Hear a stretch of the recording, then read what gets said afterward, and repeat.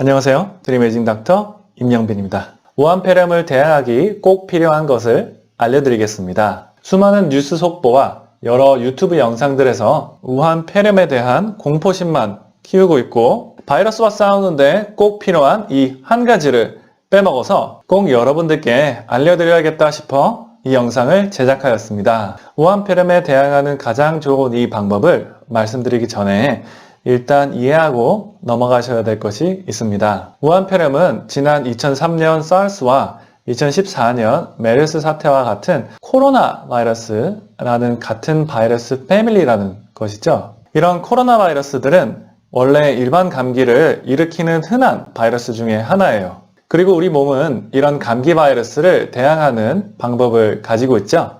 바로 바이러스를 죽이는 면역력인데요. 우리는 이런 면역력이라는 군대가 언제나 건강하고 잘 훈련되어 있다고 가정하지만 그렇지 않은 경우가 참 많아요. 예를 들어 면역력이 1년 내내 좋으면 겨울철에는 왜 감기가 걸리겠어요? 우리 면역력이 겨울철에 좋지 않은 이유는 겨울철에는 해가 짧아 햇빛을 그렇게 많이 못 받으니 비타민 D 수치가 낮아져서 그렇습니다. 이 그래프처럼 북반구에 위치한 독일 사람들의 1년 중 비타민 D 수치 중에 겨울인 1월에서 3월쯤이 비타민 D가 가장 낮아요. 그러니 감기 같은 바이러스 감염에 더 잘 걸리는 것이죠. 에이, 비타민 D가 없을 땐 바이러스 감염률이 증가된다는 건 그냥 얻어 걸린 거 아니에요? 아닙니다. 비타민 D가 수많은 면역세포와 협력하여 이런 면역세포들을 제대로 훈련시켜 막강한 군대로 만들어준다는 연구 결과가 참 많습니다. 특별히 코로나 바이러스가 갖고 있는 두꺼운 껍데기는 카탈리사이딘이라는 미사일로 파괴가 가능한데요. 바로 이걸 비타민 D가 생성을 하게 도와줍니다. 그리고 전염병학적으로 볼 때 비타민 D가 가장 적은 지역들을 보시면 1등, 2등은 바로 중동 지역과 중국입니다. 딱 2014년 메르스와 2003년 사스의 본고장이 왜 이 지역인지 아시겠죠? 그래서 지난 12월에 변종된 바이러스가 비타민 D가 낮고 면역력이 낮은 우한시 주민들에게 딱 달라붙어서 인간들을 감염하는 방법을 터득한 것입니다.